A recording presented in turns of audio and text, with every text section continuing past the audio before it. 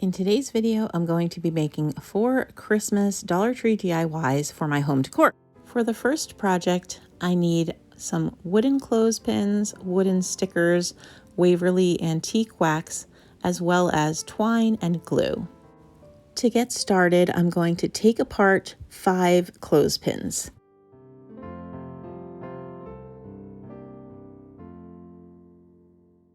And once I have them taken apart, I'm going to glue the clothespins back sides together with hot glue. If I could go back, I would probably use wood glue, but for the purposes of filming this video, I used hot glue. I think wood glue would have worked a little bit better. And then once I have all my little sets of clothespins glued together with their back sides together, I'm taking my Waverly wax and I'm going to basically brush it onto the clothespins, and then I will wipe off the excess with a rag, and then I want to let them dry till they're completely dry. They need to be completely dry before I move on to the next step. And now that they're dry, I'm going to use my hot glue to glue them together with like the points of each little clothespin set together, if that makes sense. And I'm basically gluing them into the shape of a star. And then I'm going to take my little wooden sticker and adhere it with some hot glue to the center of the star.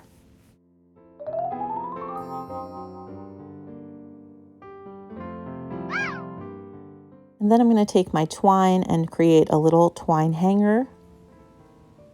I'll make a loop and tie a knot, and I'll glue that to the back of the star. This will enable me to hang it as a Christmas tree ornament, although I think I might hang mine on a wreath or on an evergreen garland that I have.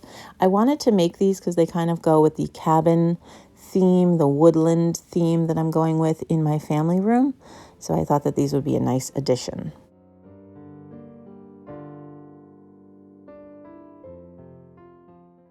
I made another one of these with a snowflake in the middle. You can see it there. And then I decided to glue wood stickers to the back sides of each of the projects. This way, if I hang them on the Christmas tree, they'll look nice from both sides. And here they are all finished. I will probably make more of these so that I can have a little bit of a set of them, but I think they're really great for that cabiny woodland feel.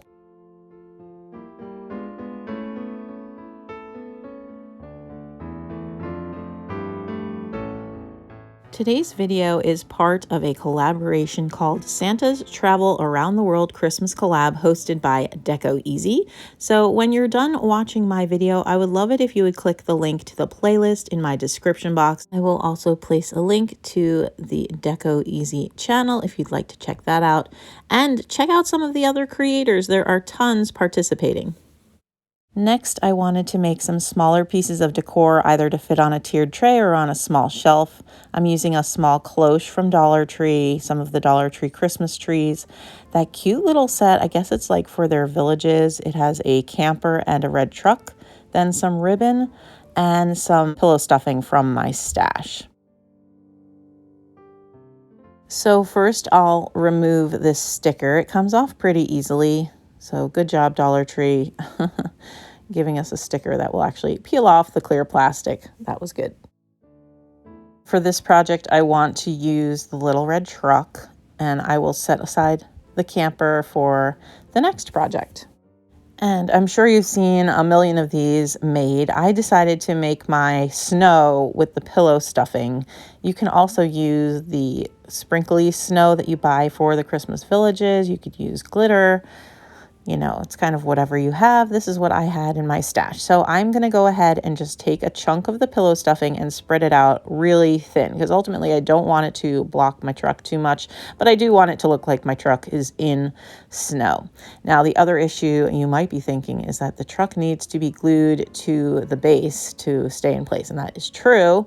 So I just am going to attach my stuffing using the hot glue, and then I'm just going to use my fingers, and I think I use my scissor to just kind of cut through it a little bit so that I'm actually gluing the truck to the black through the snow, if that makes sense.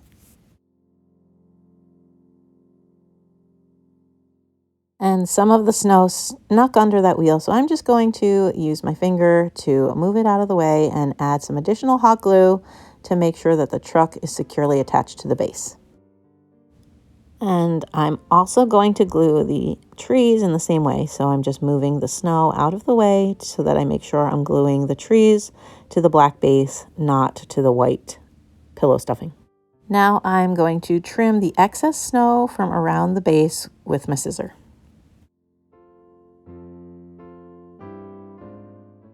I want to make sure my lid will fit on, so I'm testing that out. And there's a little more snow that needs to come off, so I just trim it back with the scissor. I don't want to trim too much because I do still want it to look snowy, but I don't want it to cover my elements, and I want my lid to fit on.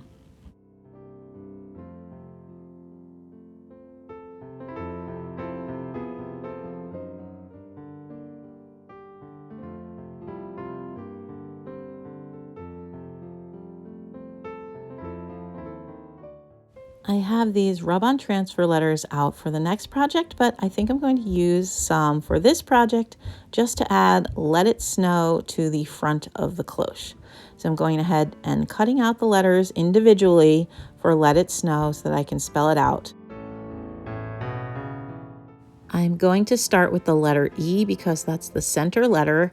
My trick for this is to just put them on in kind of a scattered, more random way so that I don't have to worry about lining them up too well with each other or worrying about them being straight or going crooked or whatever the case would be.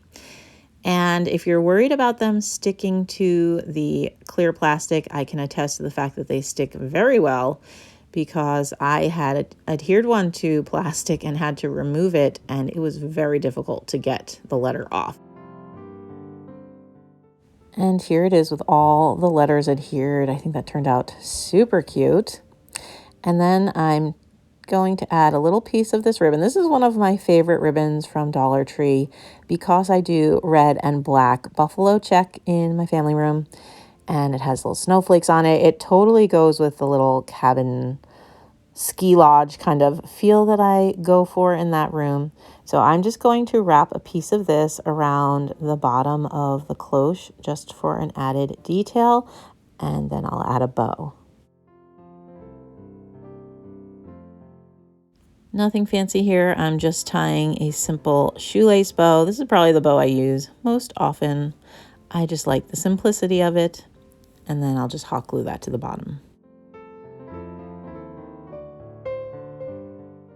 If you love DIYs, I'd love for you to hit that subscribe button and ring the bell so you'll get notified every time I upload a video. And here it is all done. I will be placing this on a tiered tray or in a vignette on a set of small shelves in my family room once I do my Christmas decorating. For the third DIY today, I'm going to use this little sign. The back of the sign is perfect for creating a little shadow box. I don't even need to paint it. I like the natural wood of the frame, so I'm going to leave it as it is, and I'm just going to figure out what I want it to say. I think I'm going to go with "Cozy Up" just because it's a little bit different. And these stick to the tile. I think that's what that back is. I think it's actually a tile that's in the sign. These stick to it very well. Now, I did not put a top coat of Mod Podge on mine, mostly because I just forgot. But again, they adhere really well. I'm not super worried about it. It's just going to be on a tiered tray, but you definitely could, if you make something like this, do a top coat of Mod Podge just to seal up those letters. And I'm going to use more hot glue to attach a little strip of snow to the bottom just to make it look like there's a dusting of snow on the ground. And then I'm also going to do the same thing I did before with the other project, kind of move the snow out of the way so that I can make sure that my little camper and my trees get glued to the actual wood frame, not to just the snow.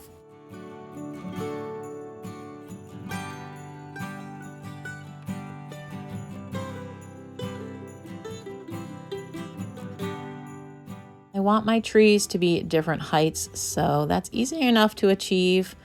I can just use my wire cutter to snip the base of the one tree off, and then I have a shorter tree.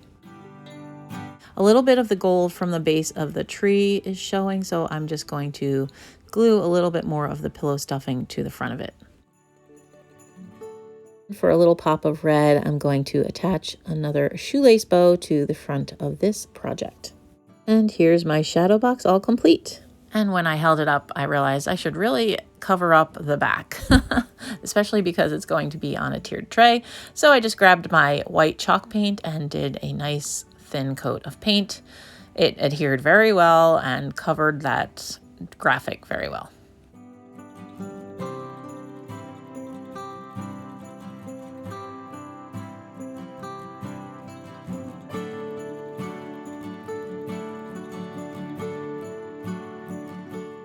And here it is all finished. I think this is my favorite of the day. I'm really happy I found a way to use that cutie little camper that came in the set. I just love this, and I'm excited to use it in this room in my cabin decor. There's the back all painted so that if I put it on a tiered tray, it will look nice from any side. For my last DIY, I'm going to be using this piece of foam board from the Dollar Tree, as well as this adorable gift bag that I found, and this frame that I pulled from the Goodwill outlet bins. The frame is not necessary. You could actually, I'm going to be making a sign, and you definitely could just use the foam board to make your sign, or you could use something to build a frame. There's those large mixing sticks that people use. There's yardsticks, any number of things. But I also don't think that this particularly needs a frame because the bag has a line around the edge, which kind of frames out the picture anyway.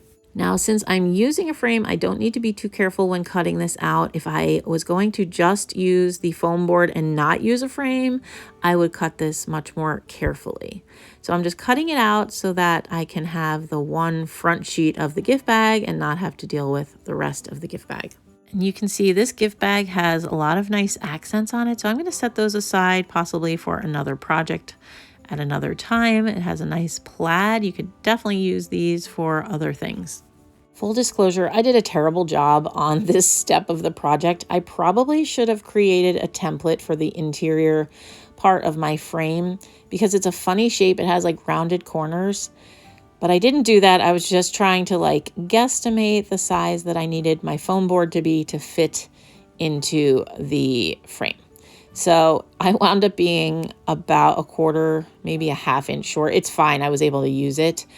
But if you decided to do this where you don't have glass to use as a template, you're definitely better off creating a template, maybe from paper bag or something, so that you wind up with the right size piece of foam board.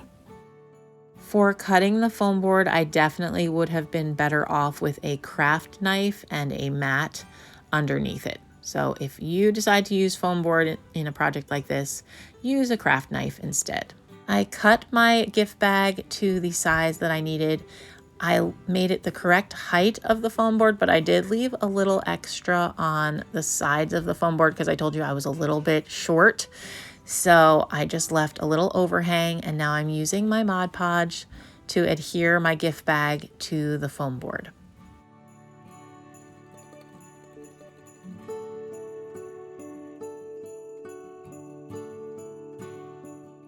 And I'm just going to use hot glue to glue my thing to the back of the foam board, and then I also used hot glue to kind of glue it into the frame.